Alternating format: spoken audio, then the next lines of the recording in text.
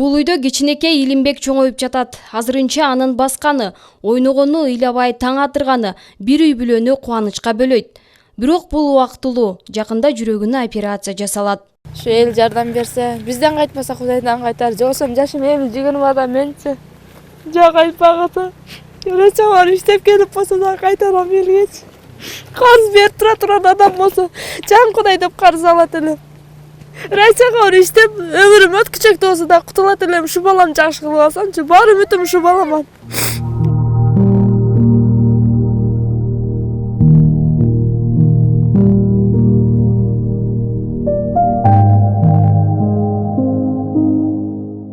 Кызбырак Алибекова 17-ге толуу элек жашта турмушка чыгып 18-ге жетпей уулду болгон.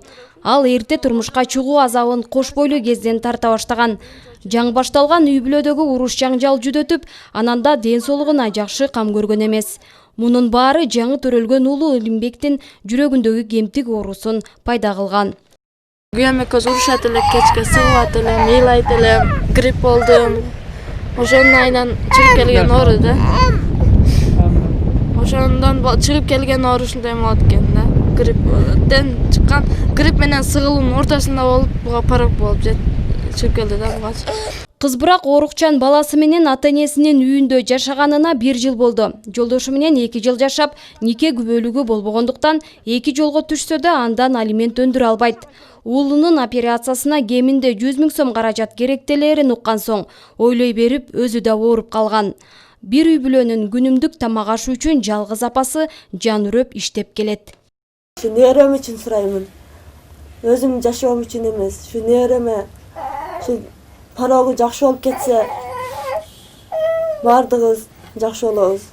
Şu неремдин жүрөгү бүтөлүп калса эселаман.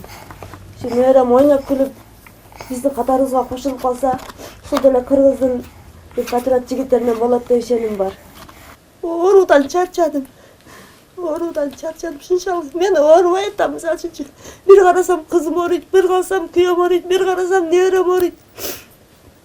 Башым катып калат экен. Кайсы бирине дары азыр убактысында оно кичинекей кызымам ооруйт, азыр чутушта. Ичинде курту бар. Ага деле дары-дармек жазып берди. Ага деле акча каражат жетпейт. Үй бүлө башчысы Жанбек Кулматовго 6 жыл мурда бул үйдү досунун атасы кайрымдуулук иретинде белекке берген. Ага чейин ар кайсы жерде ижара акысы менен башпанек таап жашап келишкен. 17 жашынан аскерге кетип, 2 жыл аскердик милдетти аткарып, 3 жыл келишим менен кызмат өтөгөн. Ар түрдүү тармакта колдон келген жумуш жасап, үй бүлөнүн жүгүн артып жүрүп, жакында катуу ооруп калган. Ошондуктан небересине батамды бергенден башка аргам жок деп кейин. Мен уулум жок, бирок арман кылып жүрчү элем. Кызым ушу неберели кылганга сүйүнүп атам. Ушу неберем өлү тилебейм мен. Өмүрүн тилейм, ден соолугун тилейм. Ушу тукумду улап кетет бизден деген ой бар дайым. Кыздын санжырасына деле бар го. Бул кыздан эмеси өчөт, өлдү өчтү деген эме.